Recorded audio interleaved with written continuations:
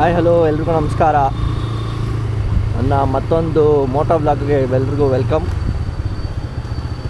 Sunday ಬರ್ತಿದ್ದೆ, ಮೊನ್ನೆ ಟ್ಯೂಸ್ಡೇನೇ ಬಂದೆ, ಇವತ್ತು ಫ್ರೈಡೇ. ವಿಷಯದ ಬಗ್ಗೆ ಮಾತಾಡಲೇಬೇಕು ಅಂತ ಅನ್ನಿಸ್ತು, ಮಾತಾಡ್ತಾಯಿದ್ದೀನಿ. ತಮ್ಮನೇಲಿ ನೋಡಿ ಗೊತ್ತಾಗಿರುತ್ತೆ ಅದ್ರ ಬಗ್ಗೆ ಮಾತಾಡ್ತಿದ್ದೀನಿ ಅಂತ.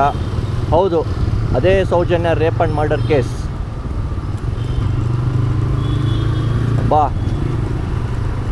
ಮೊನ್ನೆ ಸಮೀರ್ MD ಅವ್ರ ವಿಡಿಯೋ ನಾನು ಅವ್ರು ಬಿಟ್ಟಿದ್ದ ದಿನವೇ ನೋಡಿದೆ.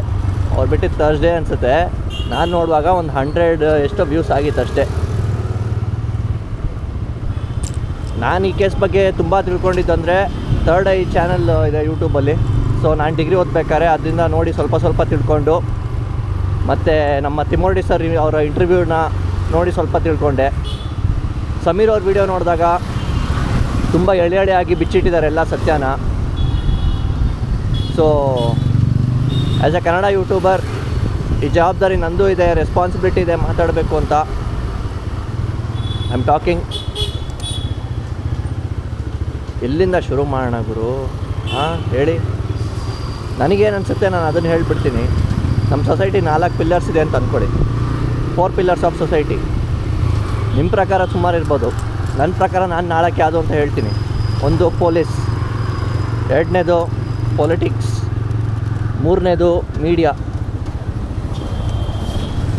4ನೇದು ಜುಡಿಷಿಯಲ್ ಸಿಸ್ಟಮ್. ಫಸ್ಟು ಪೊಲೀಸವ್ರಿಗೆ ಬರೋಣ. ನಾವು ಯಾರಿಗಾದರೂ ಹೊಡೆದ್ರೆ ಇಲ್ಲ ಏನಾದರೂ ಇನ್ಸಿಡೆಂಟ್ ಆದರೆ ಫಸ್ಟ್ ಹೋಗೋದೇ ನಾವು ಪೊಲೀಸ್ ಸ್ಟೇಷನಿಗೆ, ನ್ಯಾಯ ಕೊಡಿಸ್ತಾರೆ ಅಂತ. ಸೊ ಪೊಲೀಸ್ ಸ್ಟೇಷನ್ಗೆ ಹೋದ್ಮೇಲೆ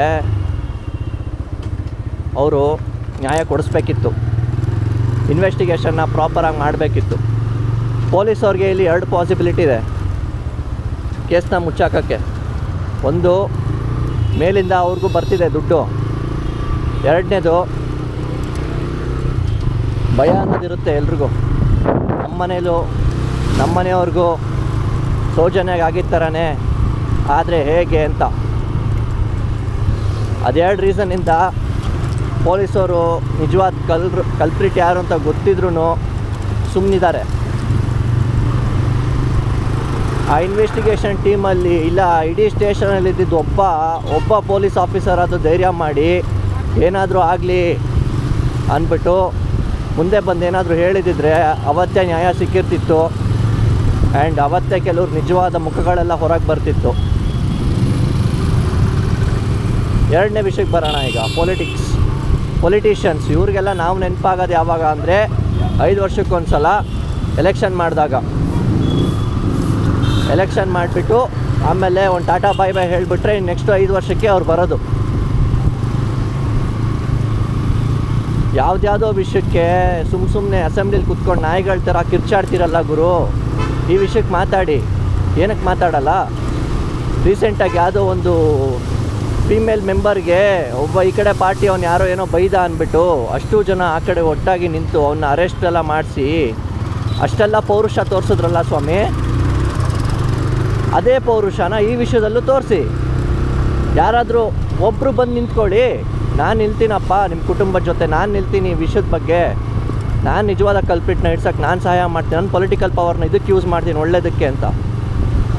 ಆಗ ನಿಮ್ಮ ಯಾವ 2,000 ರೂಪಾಯಿ ಓಟಿಗೆ ಕೊಡ್ತಿರಲ್ಲ, ಆ 2,000 ರೂಪಾಯಿನೂ ಬೇಡ, ಓಟಿನೂ ಬೇಡ, ಬಿರಿಯಾನಿನೂ ಬೇಡ. ಹಂಗೆ ಜನ ನಿಮ್ಮನ್ನ ಗೆಲ್ಲಿಸ್ತಾರೆ ನೀವು ಮಾಡಿರೋ ಒಳ್ಳೆ ಕೆಲಸಕ್ಕೆ.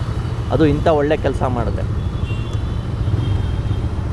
ಪೊಲಿಟಿಷಿಯನ್ಸ್ ಅಂತೆ. ಮೊನ್ನೆ ಕರ್ನಾಟಕ ಕನ್ನಡ ಅಂತ ವಿಷಯ ಬಂದಾಗಲೇ ನೀವುಗಳು ನಿಂತ್ಕೊಳ್ಳಿಲ್ಲ. ನಿಮಗೆಲ್ಲ ಓಟ್ಗಳು ಬೇಕು. ಇನ್ನು 3ನೇದು ಏನು? ಮೀಡಿಯಾ. ಏನ್ರಿ ಮೀಡಿಯಾ? ಎಲ್ಲಿದ್ದೀರಾ?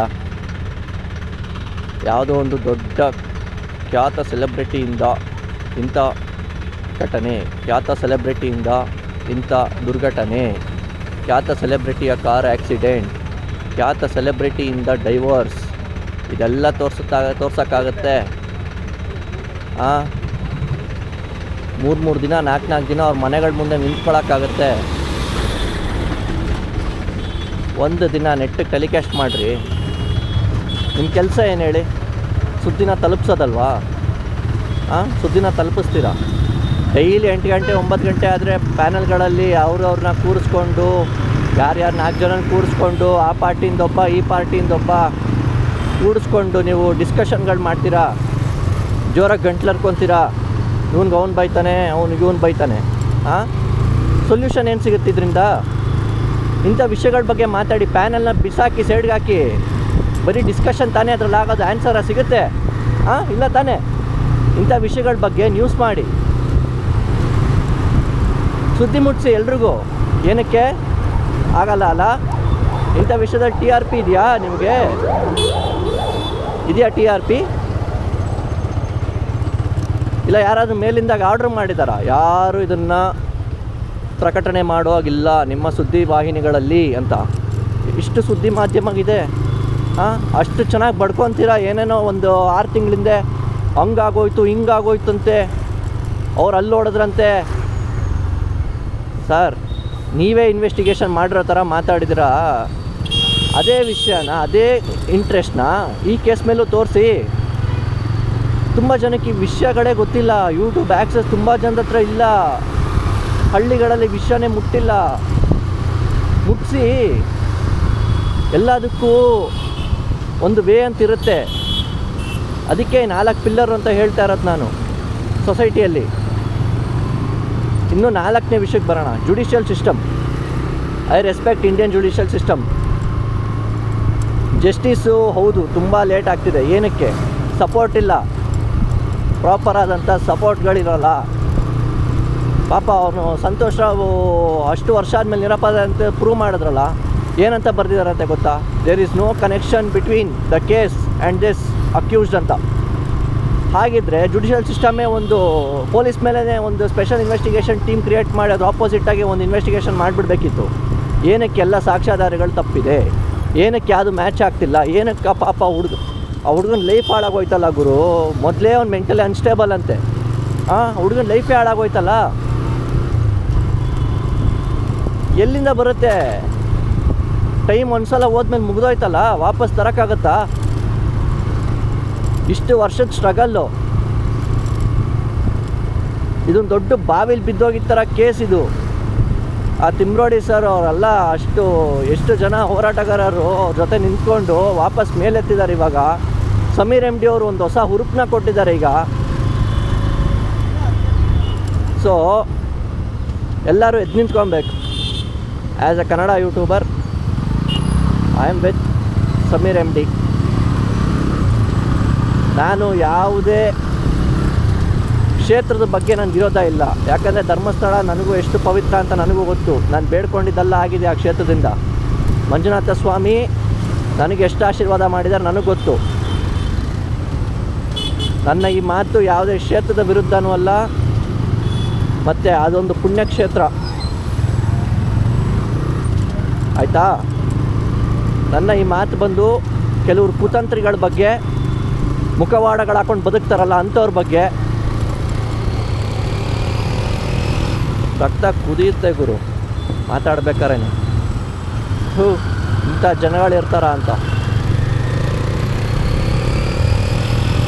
ಕೊನೆದಾಗ ಇಷ್ಟೇ ಹೇಳೋಕ್ಕೆ ಇಷ್ಟಪಡೋದು, ಆ ಸೌಜನ್ಯ ಅನ್ನೋ ಹೆಣ್ಮಕ್ಳಿಗೆ, ಆ ಕುಟುಂಬಕ್ಕೆ ನ್ಯಾಯ ಸಿಗಬೇಕು. ಈ ಕಚ್ಚಡ ನನ್ನ ಮಕ್ಕಳು ಯಾವನು ಇದ್ದಾನೆ ಇಂಥ ಕೃತ್ಯದಲ್ಲಿ ಭಾಗಿಯಾಗಿದ್ದಾನಲ್ಲ ಅಂಥವ್ರನ್ನೆಲ್ಲ ಫಸ್ಟು ಹಿಡಿದು ಜೈಲಿಗೆ ಕಳಿಸಿ ಮರಣದಂಡನೆ ಕೊಡಬೇಕು ನನ್ನ ಮಕ್ಕಳಿಗೆ. ಇಂಥ ಹೀನ ಕೃತ್ಯ ಮಾಡಿರ್ತಾರಲ್ಲ ಇವ್ರುಗಳಿಗೆಲ್ಲ ಮರಣದಂಡನೆ ಕೊಟ್ಟರು ಏನೂ ಇಲ್ಲ.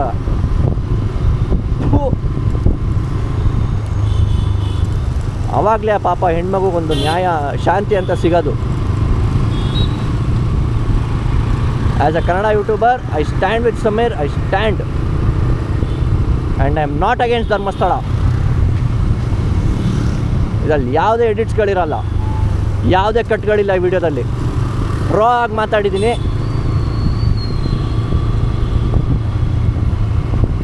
ಎಲ್ರಿಗೂ ನಮಸ್ಕಾರ. ಆ ಹುಡುಗಿಗೆ ನ್ಯಾಯ ಸಿಗಲಿ ಅಂತ ಬೇಡ್ಕೊಳ್ಳಿ ದೇವ್ರ ಹತ್ರ. ಮತ್ತು ನೀವು ಅಷ್ಟೇ ಸಪೋರ್ಟ್ ಮಾಡಿ. ಜಾತಿ ಅಂತ ಹೇಳೋದಲ್ಲ ಈ ಟೈಮಲ್ಲೂ. ಬಾಯ್.